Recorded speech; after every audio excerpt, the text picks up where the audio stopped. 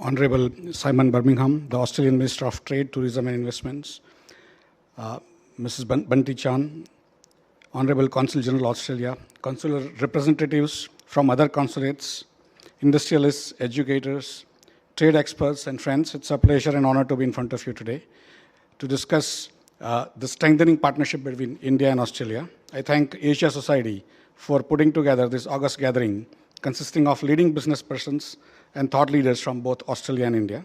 I must acknowledge the presence of Honorable Simon Birmingham, the Australian Minister of Trade, Tourism and Investment. He also has experience in other areas, including education, which all of us want to discuss with him in addition to the trade, tourism, and investment. We are all aware of his commitment to relationship with India. Sir, it is an honor to welcome you to India and also to Mumbai, the city that hosts the Mumbai Indians, the IPL cricket team. India-Australia bilateral relations have seen a transformation in recent years, underpinned by shared values of democracy, pluralism, expanding economic engagement, regular high-level interactions, long-standing people-to-people ties, and a shared passion for cricket and hockey. Sir, a new decade has dawned, heralding an era that will redefine the global order with India at the forefront. India is setting itself a framework that is modern, digitized, and promises to envision a nation that rests on the democratic doctrines of prosperity.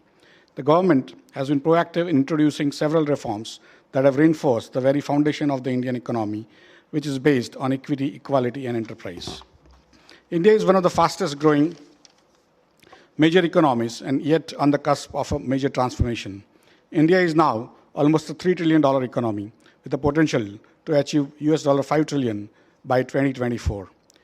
Liberalized policies, simplified regulatory norms, and adoption of best practices in production of goods and services have been the key factors in attracting foreign investments to the tune of $62 billion, among the highest for developing countries. As per World Bank's Ease of Doing Business 2020, India has moved 14 places ahead to be 63rd among 190 nations in the World Bank's Ease of Doing Business ranking. This boost in ranking, along with continued efforts of the government to strengthen and further develop bilateral trade agreements with several countries, promises to hone the potential of Indian economy and offers opportunities for more international businesses to set up their presence in India. Today afternoon, we have a lot to discuss, including student affairs, RCEP, WTO, coronavirus, cricket, and of course, the 2020 World Cup, which I'm sure you will all invite all of us to. Thank you very much.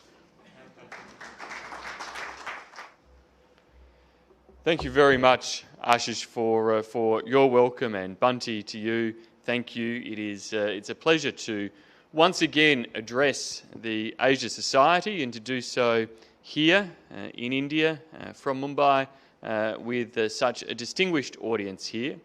Can I acknowledge our Consul General? Greg, thank you very much for co-hosting this event. And can I also acknowledge and identify in the room the incoming new Australian High Commissioner to India, Barry O'Farrell, a distinguished former Premier of New South Wales. And Barry, welcome. I am confident you will do an exceptional job in continuing to further the Australia-India relationship. Can acknowledge my friend and ministerial colleague from the Government of New South Wales in Australia, the Minister for Jobs, Tourism and Western Sydney, Stuart Ayres. Stuart, thank you for being here. And indeed, the many other members of the delegation that I bring here as part of the Australia-India Business Exchange, but importantly, our many Indian friends who are gathered in the room today, our friends, our partners in what is such a valuable relationship. I am indeed here leading a trade mission that includes some of Australia's most vibrant businesses, all keen to build new links, new opportunities, and build upon existing wonderful relations between Australia and India, to engage much more closely in this critical, exciting market that is India today. If any of you are in any doubt about the enthusiasm that exists, just have a chat to any one of the 130 so business, education, representatives of Australia who are travelling and fanning out right across this country at present, around 6 different cities, engaging very much with their Indian counterparts as we seek to deepen our already strong ties. Previously, we had run the Australia-India Business Week. That was a week-long focus. The Australia-India Business Exchange is the start of a 6-month engagement that we're going to continue to fuel across education, tourism, energy and resources, premium foods, infrastructure and investment. It recognises our relationship is not something we just dip in and out of, but in fact is an ongoing relationship. And there genuinely is much going on and much enthusiasm that exists on both sides of the ledger. What I've been struck by in my time here this week is the enthusiasm not just of the Australian visitors and businesses to engage with India, but of our Indian counterparts in their engagement with Australia. Whether that is with Tata, who I was with this morning, with Mahindra, who I will be with later today, or of course a raft of other smaller partners, agents, suppliers, vendors, those who actually of course provide the reach out across the vast Indian economic landscape. We see those links from everything from the foundations of our earth that fuel our agribusiness sector through to the horizons of space in terms of the opportunities in aerospace and beyond.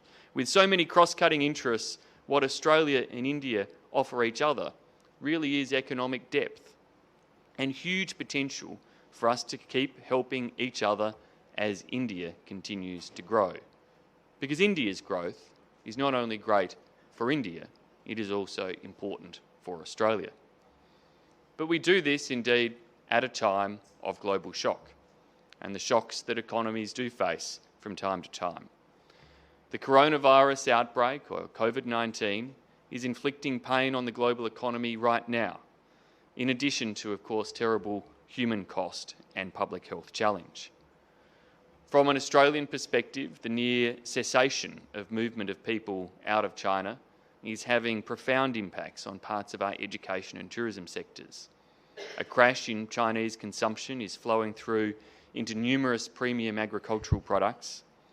Disruption to supply chains is impacting parts of our resources trade and increasingly many other parts of economic activity in Australia, and indeed those disruptions, especially to supply chains, having impacts globally, including here in India, increasingly in areas such as electronics and pharmaceuticals.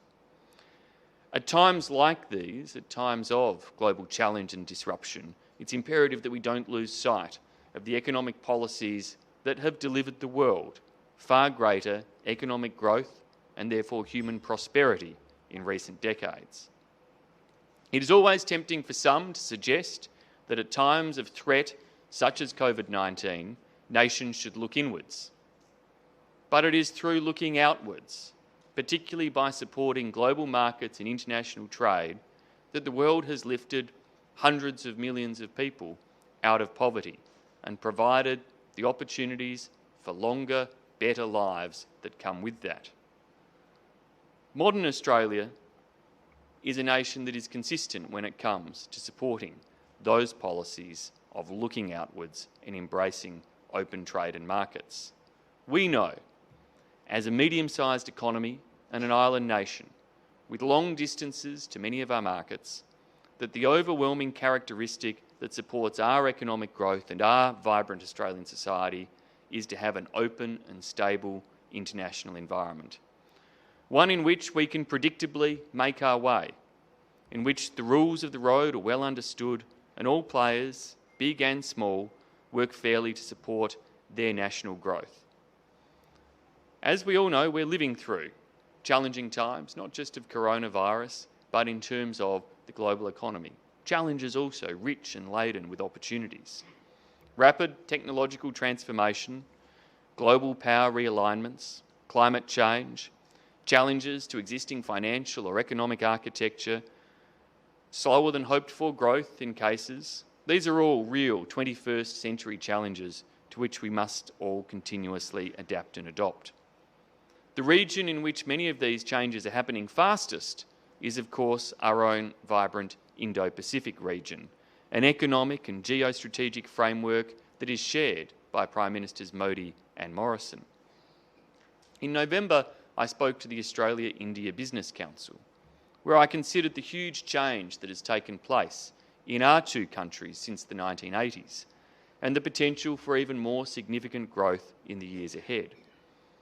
Through our economic ties, they have been somewhat underdone over the years, it's safe to say.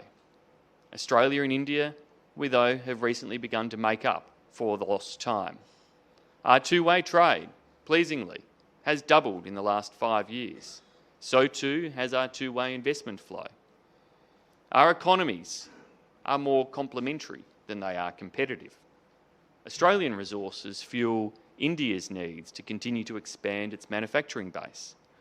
Our education services deliver the skills to expand in industries like technology sectors.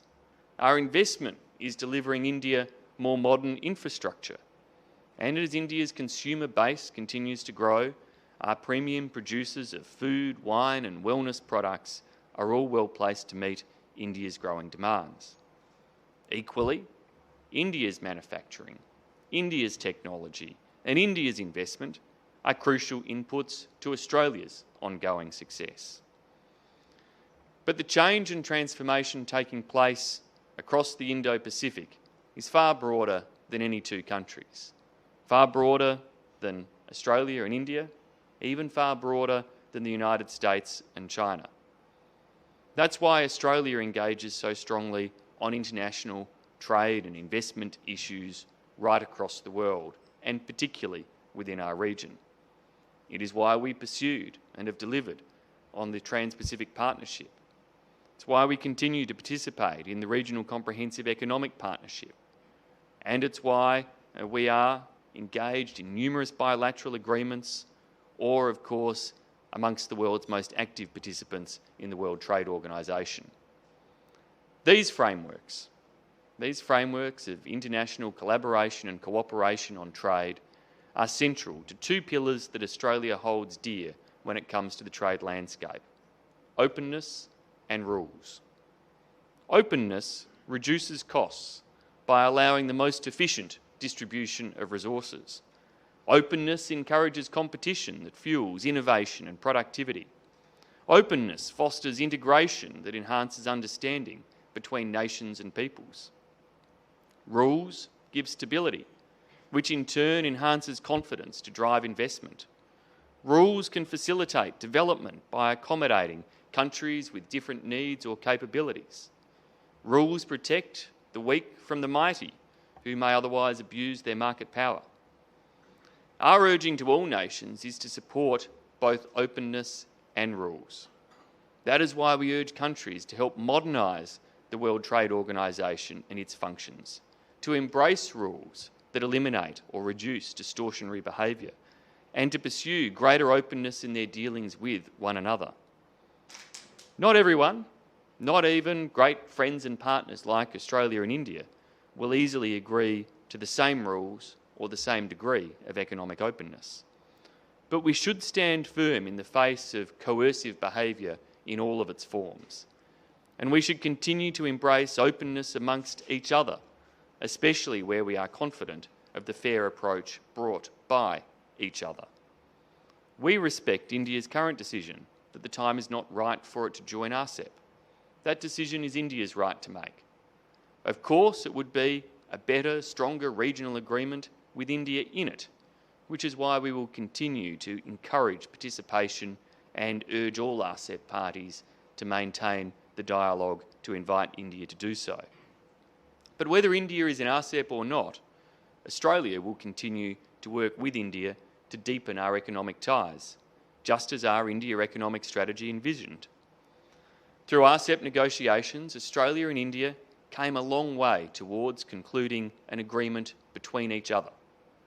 Although sensitive issues remain unresolved, we were certainly much closer together than India reached in those RCEP negotiations with some other countries. I hope that the progress made during our RCEP negotiations does not go to waste, and I'm encouraged that my Indian counterpart appears to share this hope. We will continue to talk to see what is possible to bring down some of the government-imposed trade barriers between our countries, whether via RCEP or by some other means in the future. With all the challenges of running a highly diverse economy over such a vast terrestrial territory, driven by Prime Minister Modi's vision of a $5 trillion economy, we know there are many complex and challenging issues at play here. But we believe that by opening up and reforming our economies, by sticking together on the slow, methodical work of building our economies together and of strengthening the international system through forums such as the WTO, we can make a significant contribution together to building, or if need be, rebuilding global confidence. Now, without a scintilla of criticism of our shared much love of the sport, Australia-India is so much more than just cricket, or a government-to-government trade deal as well. Australia recognised that our relations go much further than government or sport through the commissioning of the independent report into our economic relationship. The India Economic Strategy is a document that is every bit as ambitious for our bilateral economic and social ties and links as Prime Minister Modi is ambitious for India itself.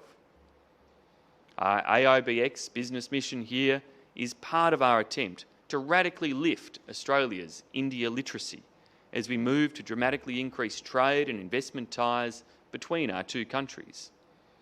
As proud as we are of our education and tourism sectors of the Australian economy that Indians know very well indeed, we can't rest on those laurels, not if we want to be competitive as India grows and changes. The India Economic Strategy was ambitious in its goal of lifting Australian investment in India from $15 billion in 2018 to $100 billion by 2035. Now, while our government hasn't made that an explicit commitment of government, we are firmly dedicated to substantially increasing investment and realising the objectives behind that recommendation. This is ambitious, but not overly so when you consider that Australia now has one of the largest pools of managed funds in the world.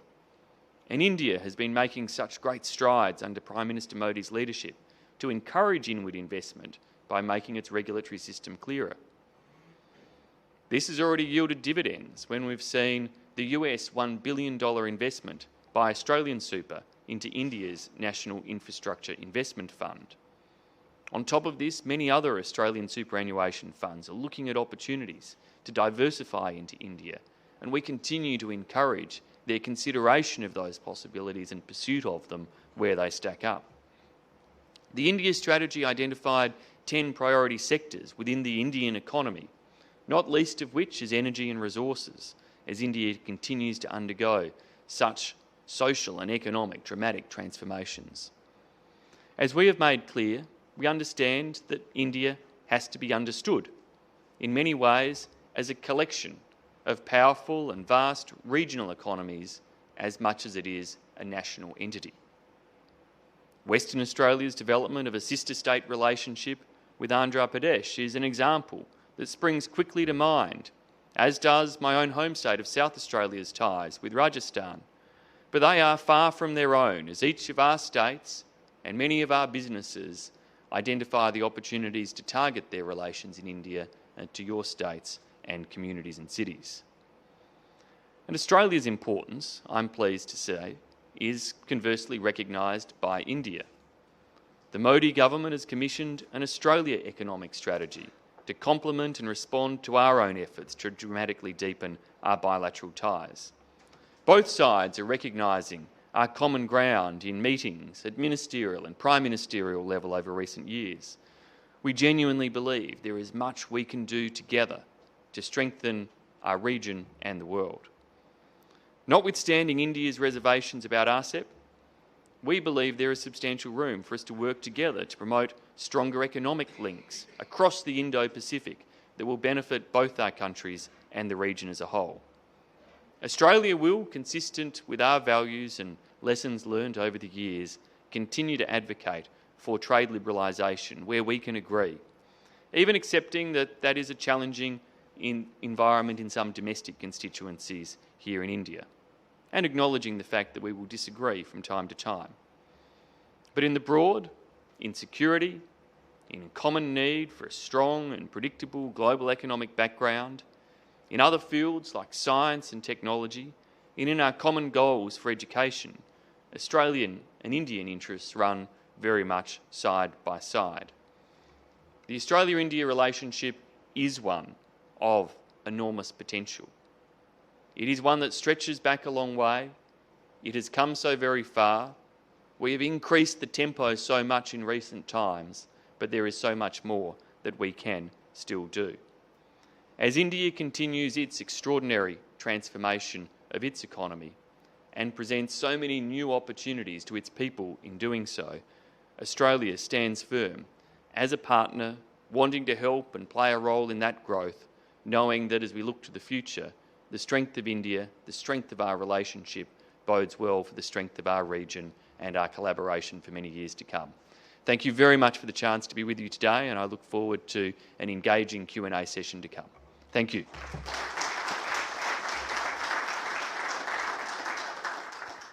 Thank you, Minister, for your remarks.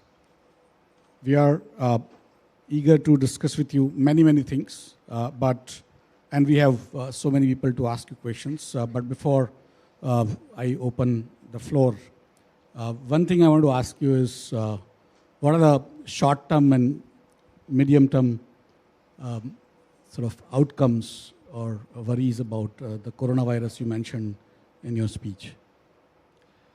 Coronavirus is having a global impact, and none of us are immune from that. The impact on, at the very least, global trade and travel, but now flowing through not just beyond the tourism and travel sector, but into other elements of trade and ultimately into disruption of supply chains that nations are feeling. It does mean the economic impact is real, and there's no point any of us shying away from that. And obviously we've seen in terms of global stock markets, those impacts materialise, particularly in recent days as the spread of coronavirus has become more obvious in other parts of the world. It is important that we keep a sense of perspective around coronavirus. It is, yes, more lethal than the flu, and clearly based on the public health advice, is something that has high rates of transmission. But it's no SARS, it's no MERS, it's nowhere near as lethal as they were.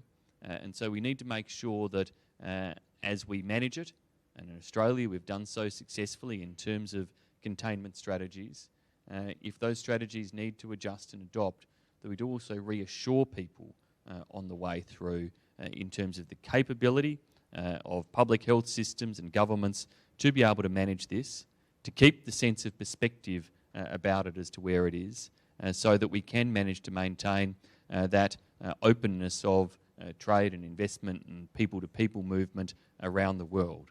The worst thing we could do in relation to coronavirus would be for everyone to try to put up all of their borders, to decide that they all needed to become self-sufficient again, and to set us back many years in terms of the type of economic advances that have been achieved through greater collaboration and engagement around the world. Thank you, sir.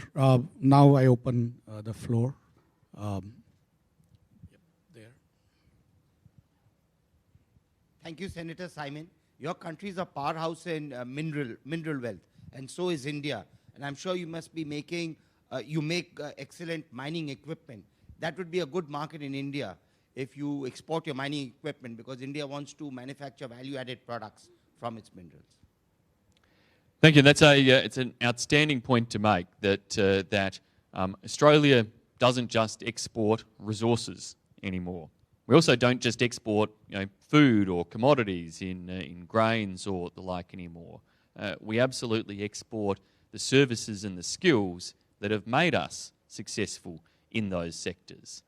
So our mining, engineering, technological suppliers and services, a key part indeed of Australian industry and skills, and a real desire of our businesses who have developed their skill set in making sure that Australia's resources industry is amongst the most productive, efficient and environmentally sustainable in the world, can transfer those skills and knowledge in helping India to grow its resources industry with similar levels of productivity, efficiency and environmental sustainability.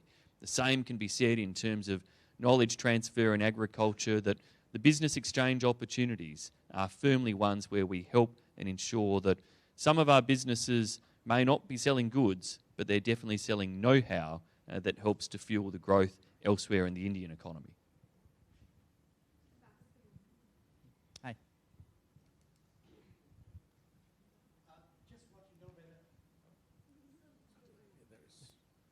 Go ahead. Okay. Am I? Yeah, he's on it. Okay, great. First, thanks for the opportunity. I think wonderful to be part of this session. As a lawyer who does a lot of cross-border and multi-jurisdictional work, in particular in the field of education as well as food and agriculture, I'm actually very keen in knowing what views you have as the areas where in education and in food, and you mentioned premium foods as well, where you see Australia expanding into India, or maybe Indian players going into Australia and setting up shop. I think in terms of our education cooperation, where our education providers are most eager to see the next steps taken is in terms of opportunities that exist in online delivery, in delivery within India, that yes, we welcome warmly the number of Indian students studying in Australia. They've helped to transform the image of Australia in terms of the imprint of Indian population that exists within Australia now. And at our last census in Australia, we found that 1 in every 50 people resident in Australia at the time was born in India, and that Hinduism is the fastest growing religion in Australia. So they're not just students, of course. Some are permanent migrants and are citizens, some are in temporary work situations, but some are students, some are tourists, and that has helped to transform our landscape. But in the education space, it's not just about having simply students travel from India to Australia to study. It's about opening up the market so that Australian providers can use low-cost opportunities and platforms through online services, through a presence here in India, to be able to help meet the enormous skills task that exists in India to meet the growth objectives that have been laid out. And we can do that most cost effectively through those type of different platforms, and that's where we're eager to see those opportunities open up. In terms of agribusiness and food supply, a wonderful example earlier today is the step we've taken in conjunction with Amazon, who have established now a dedicated Australia page or Australia channel as part of Amazon India's platform. And that's now providing the opportunity across premium foods and wellness products and beauty products for consumers in a very efficient way right across India to be able to access premium Australian produce. But as I said in my speech, I also see very much a two-way trade that grows in that regard. We've been expanding approvals in a range of different categories for premium Indian produce to enter Australia, and the demand for that is only going to grow as the Indian diaspora and population in Australia continues to grow as well and influences our tastes, culture and desires. My name is Bhaskar. You have suffered a great deal with the fires that took place, and it is lucky that the fires were in South Australia, not in the north, where you have the coal mines. Now, we have some of the largest Indian investments are in coal mines there. Does that change any of your policies in respect of coal mining and coal exports? No, Australia's policies remain consistent in terms of our approach to resources and energy sectors. We're a country that is a signatory to the Paris Agreement in terms of the commitments we've made around tackling climate change. And though indeed we're known in terms of trading relations with countries like India for our resources production, it's also important to stress that in the last analysis by Bloomberg Energy in terms of they're looking at the world's landscape, Australia is on track to have the second highest level of penetration of renewable energy after the European Union. And that indeed in terms of per capita investment in Australia in energy generation in recent times, are investment in renewable energy on a per capita basis led anywhere else in the world. So Australia's an energy powerhouse at all levels, and we are very fortunate in terms of the opportunities that we have to be able to generate renewables whilst being able to also supply in terms of traditional coal, gas or otherwise. And we see in that renewable space potential of hydrogen as another transformative fuel source for the future, where we had already, late last year, released our national hydrogen strategy, seeking to pursue opportunities for that generation of new fuel source and capability. But we also, and it's important, stress and recognise that in our supply of affordable energy to the region, it is, as I said in my remarks, about helping to drive the economic transformation within the region as well. That affordable energy creates industry, jobs and prosperity in countries like India. And we're not about to try to cut off the possibility for that. And what we want to make sure we do, and our Prime Minister's made this very clear, is that as demand for alternate energy sources outside of those traditional fossil fuels, as demand for alternate energy sources grows, that we focus on the economics of those alternate energy sources, so that just as that uptake in Australia increases because they become more competitive, more efficient generators of energy, that then becomes the trigger for other countries to be able to embrace them as well and to achieve global transformation in the energy mix, because we've got the economics right, where countries make the switch knowing they can get reliable power, affordable power to sustain their economic growth in different ways as part of the way in which we collaborate globally to tackle climate change. Yeah. Thank you, Senator, for a very interesting speech. As you spoke, I noted down some numbers. You said that investments are expected to grow from $15 billion to about $100 billion by 2035. Now, I'm from the alternate investments industry, and we generally don't see a lot of Australian alternate investment people coming into India the way they come from other sources. Now, you will look, my back of the envelope calculation is a 12% growth per year, while India needs a capital of about, and Chauhan will correct me if I'm wrong, of more than 18% per year. And most of it is in the early stages, in the next 5, 6, 7 years. Is it that from an Australian standpoint, you're not seeing opportunities, or as a capital source, Australia is doing all that it can? Where is the gap in this? I think we have lagged, no question about that, in terms of investment into India. Indeed, until the last couple of years, Indian investment in Australia was greater than Australian investment in India. Now, we've crossed over the lines in that regard, and Australia has lifted its game. I think fueling that are a couple of things. Greater awareness of the potential in India, but also a maturing of the Australian investment environment.